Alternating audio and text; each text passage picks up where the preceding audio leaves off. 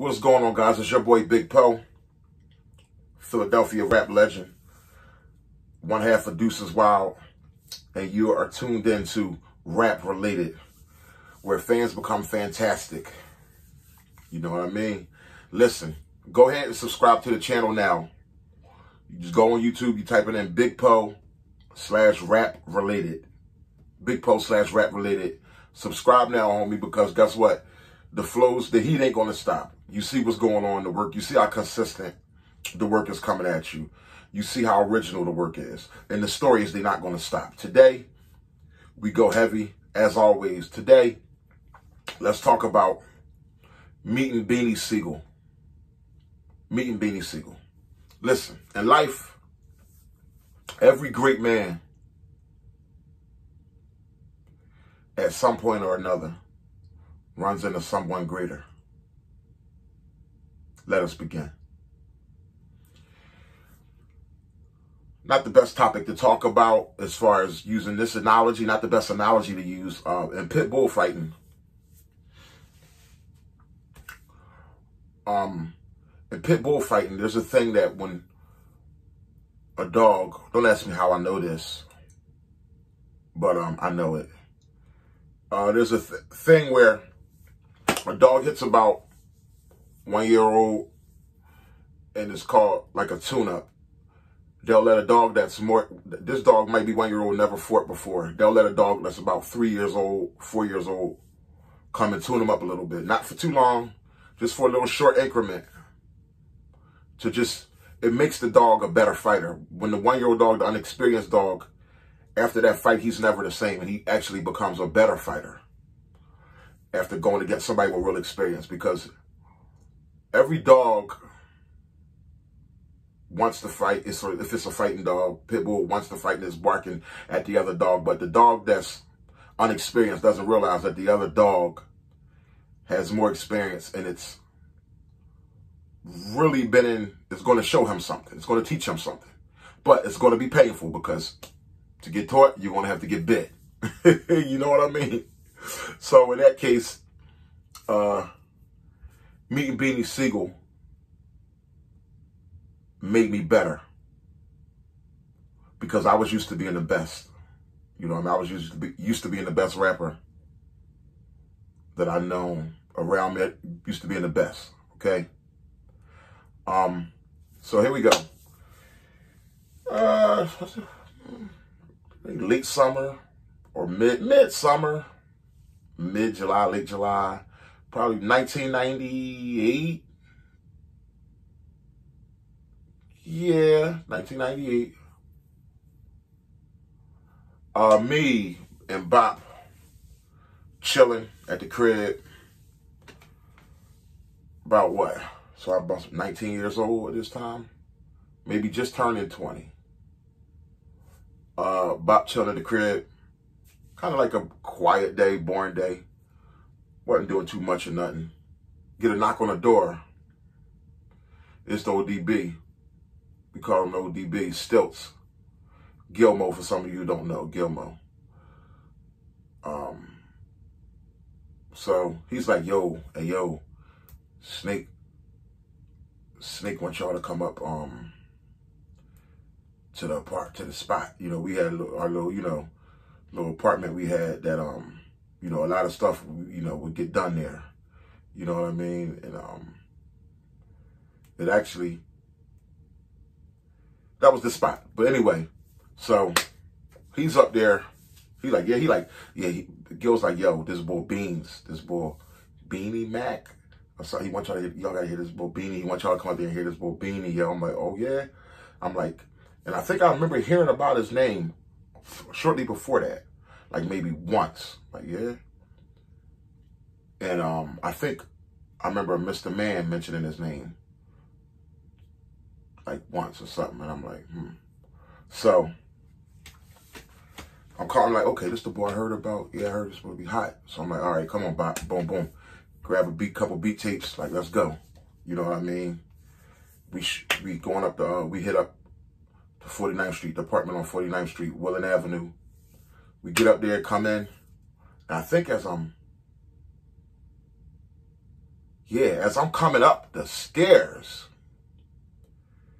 apartment was on the second floor, second floor. As we're coming up the steps in the hallway, he's already in the apartment. You can hear this bass baritone sound, and he's already rapping up there. You just hear these punches. I'm like, what? You hear this like sound. So we come in, I come in. He's already bleeding. So now Snake is talking shit. Yeah, here you go right here. Yeah. You know, like, y'all need to hear this nigga. Yeah. And Steve was there. He like, yeah, this is my man. I'm like, what's going on? I come in, shake hands. Beanie Siegel was with Cousin E. I think it's his cousin. He like was with Cousin E at that time. Okay. At this point, Beanie Siegel just was getting the deal on the table with Rockefeller. It wasn't signed or anything like that. Steve was just saying like, yeah, Jay wants him. He was just saying that, you know, like, yeah, I want you to hear this boy. I want y'all to, you know, spit. So, mind you, we come in there. All right. Beanie Siegel, this dude. Whoa! So, we come in, Siegel starts spitting. And I'm like, okay, this dude is ridiculous. I mean, he's punching. Everybody in the room is just going crazy. Or watch, you can see from a block when it's sunny, drinking crib money. You know, he's hitting that. Once take to split your wig money. You wonder how I got big money. Open shop up on Monday. Don't shut down till Sunday. And he's in there standing up in the middle of the room. He's commanding it. You know, I'm like, what the hell? This dude is crazy. So, long story short, me and Bob, this was before the, we did the Deuces, the Brothers Keeper stuff. So that was the real hot stuff. Like I said, you get better after meeting Beanie Siegel. But we got a couple joints we kicked. I think we kicked one or two. That shit wasn't doing nothing. It just was like, yo, that wasn't doing nothing. Then he hits another joint. Then I go into it. I'm like, all right, we did this something together, but all right, try some solo shit. I hit this joint. Dante Clan Clusio, some joint. I'm like, wow, you know, I'm just going in. Like, damn, that shit ain't doing nothing. He drops another joint. Then he puts on that damn Busta Rhyme beat. I never forget. The Busta Rhyme beat, Put Your Hands on My Eyes. You can see the one that goes, boom, boom, boom, boom, boom, boom. Yo, listen, y'all. Y'all see, listen, the world got Beanie Siegel, but y'all didn't meet the Beanie Siegel that I met. You know what I mean? Just imagine you used to being the best rapper. Now you meet this dude in person. You know what I'm talking about? Like, it was like, yo, it was evident. He put on that boom, boom, boom. I never forget this. But boom, boom, boom. He said, chumps used to talk, but I'm a quiet them. Kicking the door when my boys get the riot in. First fool that flinch, I'm a fire. Grip him up, take his hands and ply at him. I know the bricks is in here. Where you hiding them? Don't die in that stuff that you lying in. I said, yo, and that's the one where he goes on with that Brother Snooze, Busy Moves, Melly Park and them. Man, he's kicking that, punching on his Busta Rhyme beat. But boom, boom, boom. Cats used to talk, but I'm a quiet. I said, yo, oh, shit. So at that point, I think that's where the phrase, and you actually heard it later in one of his rhymes. I said, ooh. I took it as an elbow in the ribs, but it was all good. Where I looked at everybody, I was humbled. I said, listen, I said, which one of you cats that let this pit in the room? That's what I said. And then later on, he went, and I hear he made a song. He used that line, because, you know, I'm a wordsmith, man. I'm real fly with the mouth. I say fly stuff. It just comes out naturally. And he used it in his rap. I said, oh, okay, really though? Okay. But anyway, so he hit that. I'm like, Blaze, I'm like, all right, thank God, right? Because it was being a massacre at first. Thank God. My latest rhyme, my newest joint, the newest joint I had to kick, I had to go deep because he was a Mike Tyson first round knockout type of guy, just bringing it, trying to just swinging bolos. So I said, you know what? Going toe for toe, bolo for bolo, it ain't going to work with this guy. I dug it. My newest rap. Thank God for versatility. Thank God for my creativity. Dug deep in my bag. Pulled out a song nobody in the room ever heard before. Chicka Chicka. It's the song that I don't play around. I said I don't share with you guys because it's too big of a song. But if you met me, you ask Beans about the song. You may ask anybody about the song, they'll tell you. But anyway, I pulled that song out. This is the first time Beans heard. Pull that joint out. Steve, everybody in there. And then I said, all right, last guy just brung this. I said, this new joint. I put that joint, and I started this joint. Oh man, and this is the one where it's like It's storytelling. It's real charismatic. It's exciting song. You know what I mean? It's got humor in it. It's everything. So at that, I hit that joint and I could see Steve. I see people rolling. Whoo. I see Steve feeling that joint. Like, ooh. And then I see Beans. He's trying to be stone faced, but I'm seeing him. He's like, I'm seeing Cousin E, who's sitting on the floor. He's like rubbing Cousin E's shoulder here, and I'm seeing Cousin E smiling like, ooh. And thank God that the room, that song was like, we shook hands. That song, thank God, because I was like devastated. That song, when they left, Beanie Siegel had a respect for me. You know what I mean? It was like, yo, as hot as he was, yes, he was the hottest rapper in the room that day. But not for nothing, but right before I stopped rapping, I believed that I was the best. You know what I mean? I believe I was on his heels very hard. You know what I mean? As far as lyrically, how much I had grown. You know what I mean? When we met, he was 24, I was 20. He was the dog with a little more experience. Although I've been rapping all my life, he was the dog that had a little more experience. And it was what it was. You know what I mean? He was a better man that day. But it was like, yo, when I hit that song, the versatility, I said, yo, this toe for toe stuff. When I hit something versatile, that storytelling, the ability, the way I was bringing it, the hook and my entertainment, my abilities was all on display, and I left with his respect, thank God.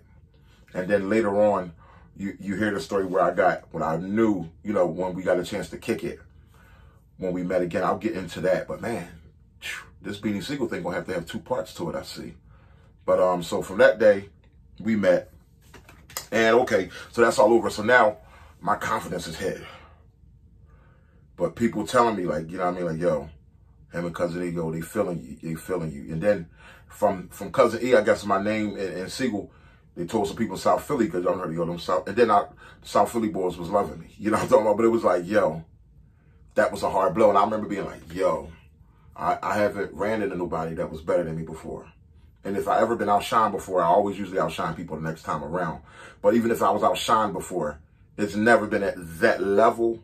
Like I said, I thank God I had that song to gain my respect, that Chicka Chicka song. It was like taking a beating, but like, yo, he's tough. We credit him for staying in the fight. He took a lot of abuse, but he's in there. He's still swinging. This guy's got a lot of heart. This guy's got some talent. You know what I mean? It was like that. One of them Jones like, okay, yo, you beat me down, but I told him, corner, ain't throwing no towel. You know what I mean? Don't throw the towel. You know what I mean? Like Apollo Creed when he died, you know, no, I went out on my sword. But it was like, yo, but I swung my hardest punch, and then I closed my eyes, just threw my hardest haymaker. Chicka Chicka, and that thing connected. Boop. And they knocked him out, but it made him back up a little bit. You ever see somebody against the ropes? You know what I mean? The aggressor has to like get caught with something, like, hold on, let me back up. Let me take my time and try to pace myself before I knock this boy out. So it was like, I didn't get knocked out, but I mean, he dragged me around the ring that day, man. But I tell you, it made me a better person, man, in the future. So so from there, I mean, a friendship was developed, you know, that was really real. I had never had nothing on the table at the time. I think I had just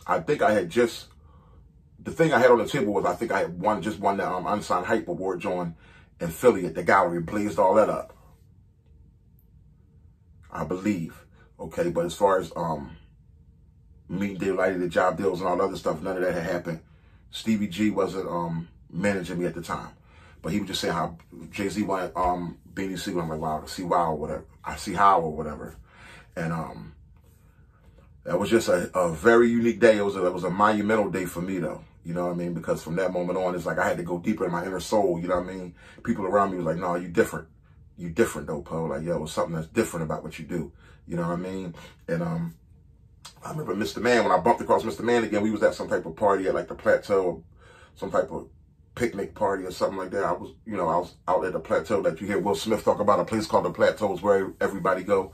And I was like, yo, that boy Beans. I was like, yo, he plays. I was like, yo, I don't know, man. He was like, no, but Poe, he's like, yeah, he crazy, he hot. I told you, yeah, he hot. He's like, yo, but he's like, you know what? No, Poe, like what you do is different. You know what I mean? He's like, yo, but what you do, man, is something different. You know, like my versatility, like I believe like there's only one big Poe. I'm in my own lane. You know what I mean? But mind you, I wasn't trying to hear that, because I pride myself on versatility.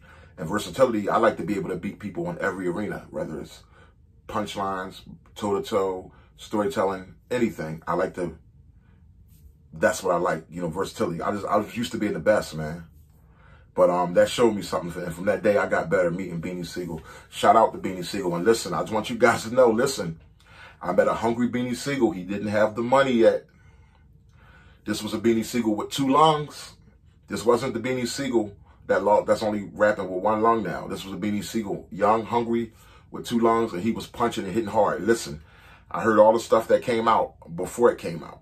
Like his Truth album, looking back at it now, was a classic. But to me, when it came out, his first album, I thought it could have been better because I had already been used to hearing some of the verses on other beats.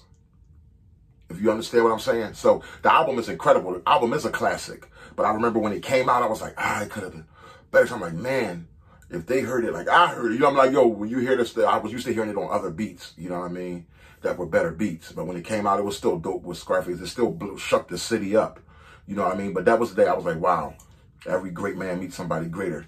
And there's 2 things you're going to do. You're going to fold. Because, you know, he say like, he'll retire you, boy. You know what I mean? I almost retired, you know what I mean? But it was like, yo, you're going to either fold or you're going to dig deep and see what you got inside of you. And I dug deep that day. And then afterwards, I took the confidence hit. But once again, I went back to the lab like I did as I was a kid. Whenever somebody was better than me, went back to the lab and sharpen my skill, man, to a whole nother level. So that's meeting Beanie Siegel. I'll go into, in part 2, I'll go into, oh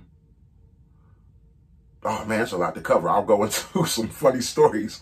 I'll go into a couple wild stories, including the trip that he was with me. You know what I mean? The trip.